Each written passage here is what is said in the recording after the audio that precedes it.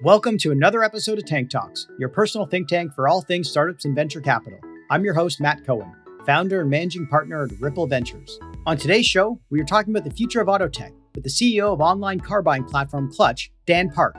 As everyone has seen over the past decade, the automotive industry has experienced a tremendous amount of technological innovation, from electric vehicles to autonomous driving, and now direct-to-consumer models disrupting legacy dealership channels. We asked Dan how the pandemic impacted the auto industry's willingness to adopt technology and digitize, and how online car sales flourished during the lockdowns. We dig into how the legacy car players like General Motors and Ford are trying to keep up with the likes of Tesla, and how car data is being utilized to deliver more innovation to the industry. Finally, we asked Dan how Clutch is helping upend the traditional car dealership model and how his platform is trying to turn that sleazy car salesman experience into a seamless Amazon-like checkout. But before we get started today, I wanted to share some exciting news for all our startup founders out there who are selling to the enterprise and probably getting lots of questions around their company's security posture. For anyone that is lucky enough to be part of building startups, we've all seen that mad rush to answer extensive security questionnaires and implement SOC 2 controls the moment that big whale of a client is on the hook in order to not lose that deal, which unfortunately ends up swallowing the entire organization's time and resources in the hopes to land that whale, right? Lucky for us at Ripple, we have partnered with compliance automation provider Drata. Drata saves our portfolio companies from these same issues when it comes to effectively proving a strong, ongoing security posture and achieving frameworks like SOC 2 and ISO 27001. Drata allows startups to put security and compliance in autopilot. Companies using Drata experience an average time savings of 85% when compared to running the SOC 2 process manually. Build trust with customers by proving your commitment to security and maintain continuous compliance in between your audits. Don't take it from us, Drata works with all kinds of startups like Clearco, Lemonade, Full Story, Slice, and countless others. They're backed by top venture funds such as Octa Ventures and GGV, and are currently G2's #1 ranked cloud compliance software provider for customer satisfaction. Listeners of Tank Talks can get set up with a demo of Drata and take advantage of a 15% discount offer and waived implementation fees by visiting drata.com/Tank Talks to get set up today. Now let's get into this week's episode with CEO of Clutch, Dan Park. Thanks for joining us in the tank today, Dan. Thanks for having me. This is great. So today I want to talk about how the automotive industry is shifting gears, no pun intended, with so many technological advances and changing consumer behaviors that are completely altering the auto industry on so many levels all at once. Dan, I would love to kick things off with how you have seen the auto industry changing over the last several years and why now is one of the greatest times in history to be a part of this movement. So I think there's a couple of things happening right now. And right now, it's an interesting time because I really think there's three themes that are starting to converge. The first, obviously, is electrification. So electric vehicles are becoming more prevalent. The second is kind of the D2C movement, meaning online auto sales, which obviously we're squarely in. And then number three, which might be a little bit further away, but autonomous vehicles are becoming certainly more of interest. So I think you've got a convergence of a number of different themes. At the same time, when it comes to car ownership, you have a number of different models. Obviously, buying and leasing have always been something that people could have done, but subscription is becoming more interesting and more prevalent. And then a number of over the last decade, car sharing, ride sharing, peer-to-peer platforms have also emerged. So you've got a confluence of a bunch of different themes that are happening right now. And then finally, on the financial services side, particularly in auto, you've got startups that are building insurance and lending companies around this space. And so I think with technology, with where it's at right now, and an industry that's been, in many ways, kind of stuck in the dark ages, I feel like we're finally starting to come out of that. And you've got a number of different things that are obviously happening at the same time. It does feel like everything's happening at the same time. And they're all like multi-$100 billion problems, all trying to get their own piece of the pie, it sounds like, which all makes tons of sense. But we're also aware of how companies like Tesla have completely flipped the traditional business model of designing and manufacturing, selling, and even servicing and financing vehicles, which has changed the game for all of the old school players. Yet at the same time, the automotive industry still operates in the physical world, which cannot be fixed with just lines of code, right? So for example, during the initial pandemic lockdowns, the automotive industry was hit hard as global supply chains grounded to a halt, among other disruptions. So Dan, in your view, how did the pandemic impact the industry's willingness to adopt technology and digitization of the way of things being done the old way, let alone just people driving and purchasing vehicles? Yeah, I think every generation you have these companies that really shift an entire industry's momentum. Obviously Tesla's one of those companies, and I think a lot of car manufacturers are looking at them and thinking, how should we be evolving? How should we be innovating? And certainly, while cars are very much a physical product that can't really be delivered digitally, I think what Tesla has started to open up is that opportunity really, and to create a digital experience around a very physical product. Kind of to your question about the pandemic, I actually personally think that the impact of the pandemic, at least around how cars are bought and sold, is frankly a bit exaggerated. Take away some of the supply chain disruptions; those are obviously very real. But cars and buying cars has always been deemed an essential service. So we've remained largely open during the pandemic, as have traditional car dealerships around the country. And I think what happened and what the pandemic has certainly accelerated is an awareness around companies like ours, that we've been in operation since 2017, several years before the pandemic. And so this was an option that people certainly had. And there's always, I think there was a subset of people that are kind of early adopters, folks that wanted to embrace technology a little bit earlier, but maybe didn't have the awareness that buying a car was something that was available to them. And so, I think if anything, it changed behavior in the way that it accelerated something that was already there and waiting. And if you look to the U.S. before the pandemic, online car sales more than doubled between 2018 and 19. For us, we saw growth rates that were even higher than that. So the momentum was already there, and I think ultimately what the pandemic did was really just drive awareness to that already existing subset of customers that really wanted a different and better way to buy a car, and they were able to find that because folks like us became more recognized and became more relevant given the pandemic.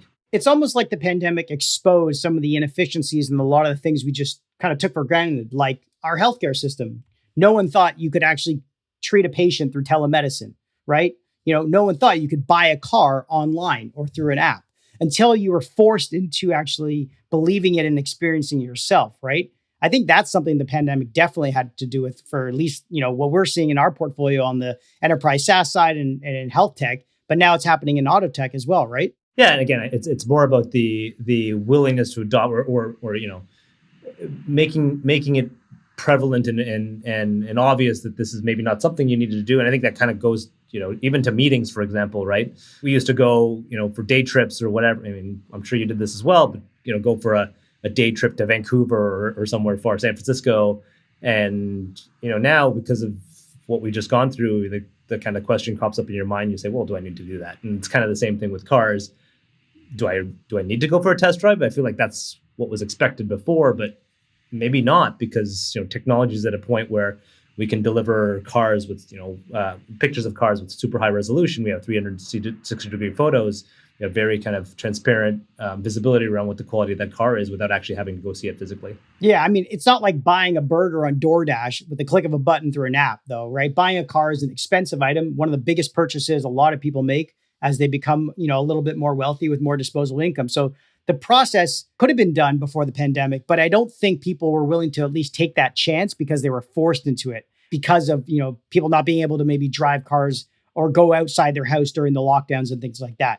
But also, this is not the first or even the last disruption that the auto industry has seen. Some believe that the industry, particularly automotive suppliers, learned a lot from the economic hardships of the past. The lessons learned from the financial crisis in 2008 and 9 ensured that automotive suppliers were better prepared and more resilient and able to rebound. So what do you think the auto industry has learned from this pandemic, and how are you trying to help it move forward?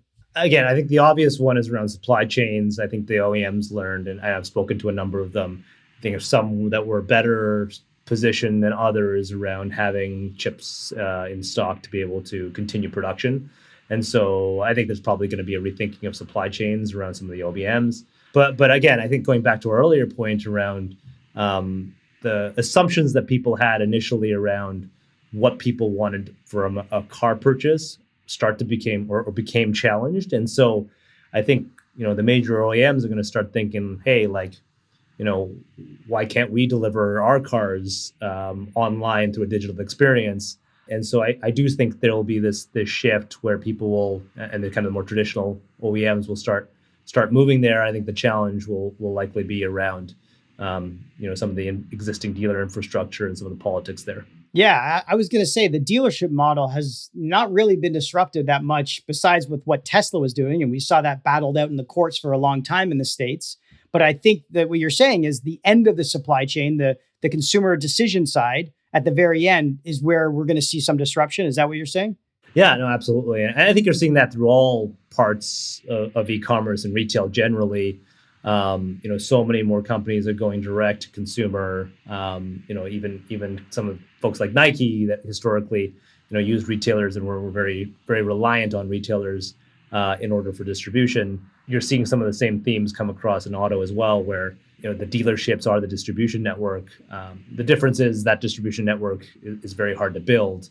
Cars aren't something that you can necessarily just drop in Canada Post or FedEx.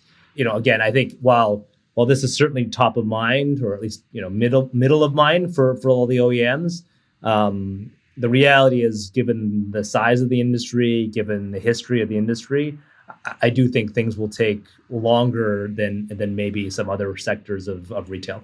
Yeah, absolutely. And while things may take longer, there is this saying we all have come to appreciate in technology, which is disrupt or be disrupted. And when it comes to the auto industry, it sure feels like Tesla disrupted everything. But now the old dogs like General Motors and Ford and Toyota are fighting back. So how are you seeing the woolly mammoths of the industry trying to fight back? Yeah, I think there's a lot of folks. I mean, there's several OEMs that have built and offered more digital experiences that give customers that kind of online feel. At least I think you've seen other manufacturers like Porsche offer subscriptions as well. And so I think everyone is trying to figure it out. I think the biggest challenge for all of these kind of OEMs, or woolly mammoths, as you call them, the biggest challenge will likely just be around some of the OEM dealership politics and the relationships there. Moving through that infrastructure that's been in place for decades and decades. And like I said, the legal and political structure that they're operating under is very complicated, and it will take time. But I do know that almost every OEM has some version of an innovation group in place and are exploring a number of the things that I said earlier around whether it's electrification. Obviously, that's obviously a big theme, but autonomous cars, direct to consumer models, different financial services offerings. I mean, every OEM has a version of those initiatives squarely on the table right now. I mean, it definitely feels like what we're seeing in the finance industry, right? With fintech players breaking down those walled gardens and those moats to try to offer specific niche services that have more value to customers at the end of the day. What do you mean by the political and legal dealership structures? Can we double click on that for a sec for our audience to understand what you mean by that? Yeah, I think historically the dealerships and the OEMs have had a little bit of a love-hate relationship. The OEMs have relied heavily on the dealerships.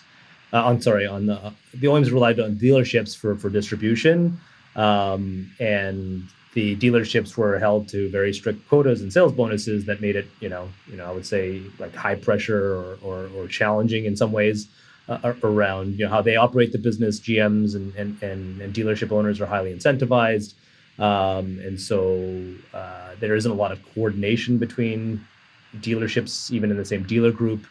And so there's not a lot of shared services. And so you've got, a world where you've got a bunch of, I would say, a very fragmented network of distribution for, a Ford or a GM or a Toyota that, you can't just turn on the spin of on the spin of a dime, right? You need to be able to, it's hard to move. It's harder to move a Titanic than it is to move a small jet ski. Yeah, that makes a ton of sense. There's one thing I remember hearing when a friend's father was buying a Porsche, that you could literally go to the Porsche factory and try it yourself and drive it around the track, and then they'll ship it over to you when you get back to North America.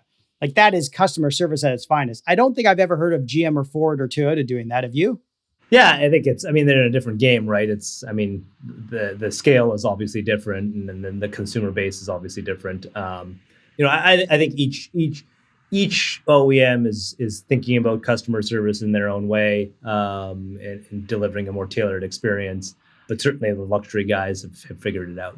Because they have to, right? Oh yeah, exactly. I mean, it's also, there's just greater brand affinity, and there's people that, I think, I'm fortunate to work with a lot of folks in my company that are very passionate about cars, and there's like, there's individuals that are, only all about BMWs, or there's a guy that didn't sit very far that loves Volvos, and so people are very loyal to their brands, and I think the luxury brands certainly drive a lot of affinity towards them. Yeah, absolutely. Let's talk about the technology now in these cars. With every car now being connected with onboard computers and sensors, companies are now trying to leverage these data points to deliver more innovation to the industry. Even in our portfolio at Ripple, companies like Pitstop are aiming to become the largest supplier of AI and advanced analytics to transform the mobility industry. This is a $400 billion plus opportunity and perfectly timed with the rapid shift in electric and autonomous vehicles. The company's already processed over 1 billion data entries by its algorithms and predicted over 1 million vehicle failures and maintenance alerts before they've happened. So, Dan, I'd love to hear how you are utilizing data and connected cars to scale Clutch as a leader in the aftermarket for used cars. Yes, I mean, data is a massive component of what we do, and it weaves into buying, selling, pricing, acquisition. We have a data science team and a team of engineers that analyze, literally millions of lines of data to come up with pricing algorithms to deliver the best price to consumers.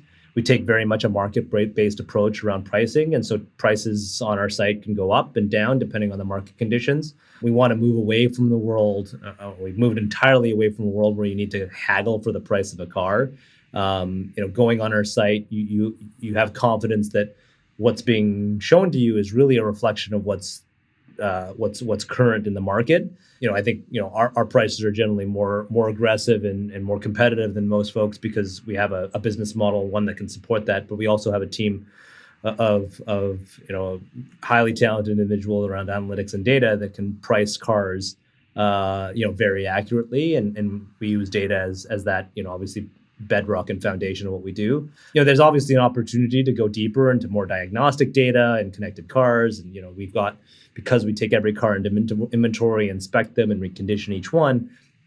We could, in theory, be putting an onboard diagnostics module into each car to help consumers, understand their usage, like lower the insurance premiums. There's also privacy issues with that. So I think we're not there yet, but certainly as data and technology continue to evolve, we're really well positioned to take advantage of that, and we already do. No, that's really interesting. And definitely you should be connected with the guys at Pitstop if you haven't already. But can you share with the audience what sort of inputs you're using on the data side to come up with the pricing on the website? Yeah, we use almost 10 different data sources and along with market data, and along with our we've sold thousands of cars now, and so we can use our own market data to calculate and to come up with algorithms around pricing. And so again, for us, I mean, that's part of the secret sauce but we're very focused on if we can buy cars efficiently, then we can offer consumers better prices. No, that makes sense. And you mentioned that used car salesman. For anyone that has ever had to deal with that often sleazy used car salesman and face the stressful process of buying a used car, knows that technology is not a word often associated with used cars. But for you, Dan, it sounds like you are trying to flip the script with Clutch by turning that sleazy process into a seamless Amazon-like online experience. Can you tell us more about how you are using the technology to upend the used car market? Yeah, I think the website and the consumer experience that you see around our product and service is certainly very rooted in technology. We have a large team of developers that I think are world class. And when it comes to our online checkout process and how the customer interfaces with our site, I think it's one of the best in North America. I think that's just that's just the tip of the iceberg in many ways, though. Technology people usually think of as being software or hardware or data. I feel like people forget that technology is also, like, the formal definition of technology is actually the sum of techniques and skills and methods and processes used in the production of goods. So it might not actually even be what we kind of think of traditionally as technology, meaning software or hardware. It could be processes. And so I come from a very operational background, and a lot of what we're doing is operations and logistics. And that is what allows us to deliver that amazing experience to the consumer through the website. And so, technology for us, the definition of technology encompasses, many different things, including hardware and software, but also the processes and the people that we built around the experience that customers get. Yeah, agreed. I mean, not everything can be solved with ones and zeros, but your processes and your systems can be more efficient using technology.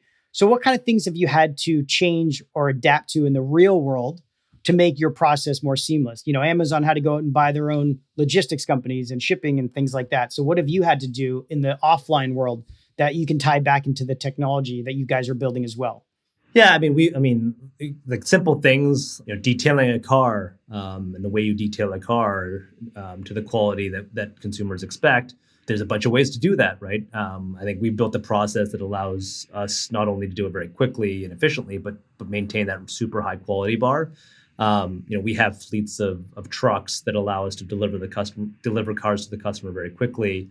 And I think kind of going back into the hard software space, we built the technology that allows our photographers to stitch together a 360 degrees spin of the car. And so, we own that. And so I think, when you combine hardware, software, as along with processes and people, I think that's when you get, something that's super powerful and frankly hard to replicate.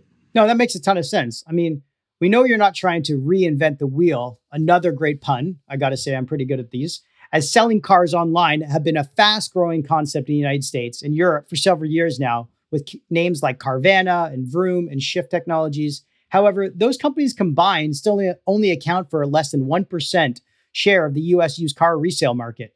So what are you guys doing differently than those players besides being a first mover advantage in Canada to deliver a better product to consumers? For us, we're very focused on building a company that is customer focused, and not to say that the other folks aren't, but I think every market has its own nuances. Canada has its own specific regulatory and cultural differences. I think having lived in the US for more than a decade, I appreciate those differences, and it means something to be be a Canadian, and we're not the 51st state, and so. When it comes to operating in this country, the geographic dispersion of the population creates complexity.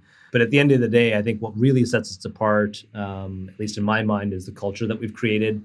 The team that we have and that we've built is exceptional. They're committed. They're passionate about what we're doing and building. And so, we have. I think what we're trying to build is a really strong culture around the company, and we have 11 cultural values that we use daily throughout the company, and so what we want to drive is to a consistent experience that spans coast to coast. How would you define the company culture?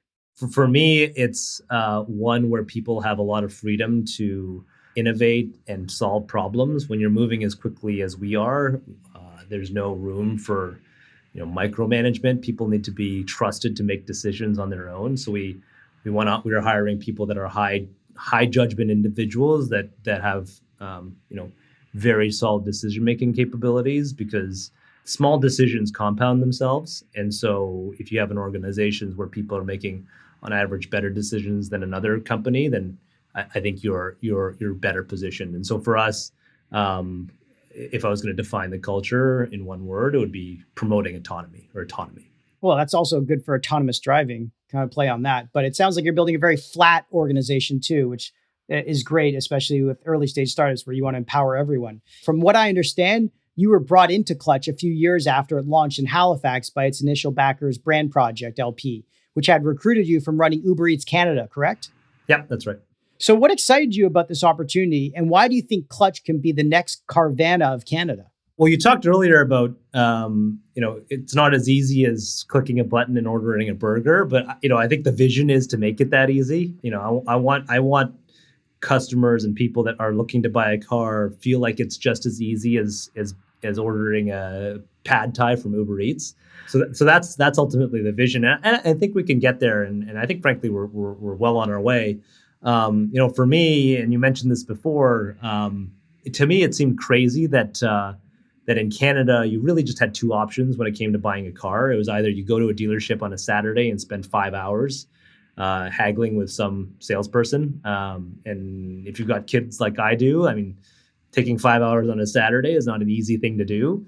Or the other alternative is you meet a stranger on, some online platform and you arrange a meeting in a Tim Hortons parking lot and try to buy their car off of them, which, doesn't seem like that much of a better alternative. And so I just thought there was having spent time in VC, I just thought there was a massive white space around delivering a customer experience that was just that much more superior than the existing alternatives. And when we think about what we're trying to deliver, we don't compare ourselves to other dealerships. I mean, for us, the bar is any other consumer experience that you might get. And so how do we compare to walking into a Lululemon store? How do we compare to buying something off of Amazon? How do we compare to trying on glasses online from, Warby Parker or getting a bed delivered to you from Casper? Like that's the bar that we're trying to hold ourselves to. And for me, when I was, thinking about my next steps after Uber, like that's what got me super excited. Yeah, I can totally agree. Having bought new cars for my wife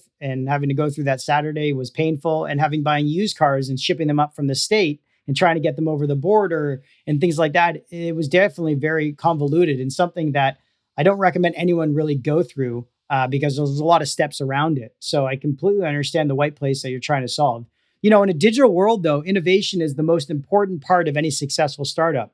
So now that Clutch has raised over $60 million in funding from amazing investors like Canaan Partners, FJ Labs, and Real Ventures, what plans do you have for the future and how are you planning to keep innovating along the way? Yeah, and I kind of alluded to this in the earlier question. For me and for us, it's really just about the people. The people are the most important asset in any startup. I think sometimes this tends to get overlooked, but without the people and the team that we have, none of this would be possible. And so when I think about innovating, again, I think it comes down to that autonomy and that problem-solving culture that we built. Everyone to potentially a point of discomfort when they come in, they're like, "Really? I can just go do that?" Is often like the question they ask. But when you're moving this quickly, decision making needs to get pushed down, and you need to be hiring great people that can be trusted to make good decisions. There's no way that I can get involved with every problem that we have in the business and every challenge that we face. And so the expectation is for us and for everyone to innovate around the problem that's in front of them. And the last thing we want people to say is, that's the way we've always done it.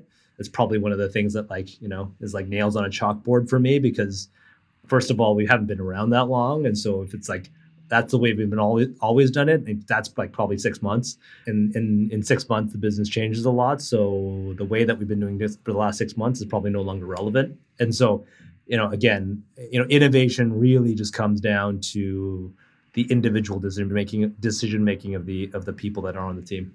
Yeah, it sounds like a lot of your experiences at Uber are trickling over to what you're building at Clutch for sure. And that makes a ton of sense. So before we wrap things up, we always like to ask our guests for their fast favorites, where I list off 5 categories of each one and you name your favorite. So first one, favorite podcast. I've got a bunch. How I Built This, Revisionist History, American Life, Master Scale. I kind of bounce around. Any of the ones of How I Built This that were impactful on you as an entrepreneur? Airbnb, Brian Chesky's, doing things that don't necessarily scale. That was a great one. Favorite newsletter or blog? I have to give a shout out to The Peak. Breck Cheng, ex-Uber guy, is the founder. I think it's an awesome newsletter. Nice. Favorite tech gadget? GoPro Max. Really? It's an amazing camera that creates super cool wide-angle pictures. I'm a huge GoPro fan. I had not tried out the Max, though. I don't think I've upgraded my GoPro since like the Hero 5 or 6. They have a Hero 10 that's phenomenal. The stabilization is insane. Oh, wow. Okay. Favorite new trend? I don't know if it's a trend, but I'm very bullish on Canada these days. I think when I was in VC, maybe, I don't know, what was it, 5 years ago, 6 years ago, I think Canada was maybe like an afterthought. And the number of companies and certainly number of unicorns in Canada were just like, it was a desert. What I get excited about is not what we're doing today, but what the future lies, because as more companies get to scale, the talent pool just continues to accelerate, and that creates more and more innovation and people that have done it before. And so, while things are exciting like today, it's going to be crazy to see what Canada looks like from a tech perspective in 10 years. Yeah, couldn't agree more for sure. And last but not least, favorite book. Love biographies. Recently read Phil Knight's Shoe Dog, which is awesome brand book. I love it. And then there's a book called Endurance about Ernest Shackleton's Antarctic expedition. One of our cultural values is actually optimistic leadership, which is very much a theme of that book. Yes, both those are great ones. We had Tony Van Marken on, who actually climbed Everest and had recommended that book as well, which is amazing. So fantastic. Thank you so much for joining us in the tank today, Dan, to talk about the future of auto tech with CEO of Clutch, Dan Park. Thanks so much. Thanks for listening to another episode of Tank Talks. To learn more about this episode, be sure to go to Apple Podcast or Spotify to find more detailed notes on this episode or to check out previous episodes. Also, if you enjoyed this episode, please leave us a review and a rating, as it helps us out a lot. And hit that subscribe button so you can get notified when new episodes come out. Finally, make sure to give me a follow on Twitter @MattyBCohen or @Tank Talk Podcast to stay up to date on new episodes or to be a guest on our show. Till next time,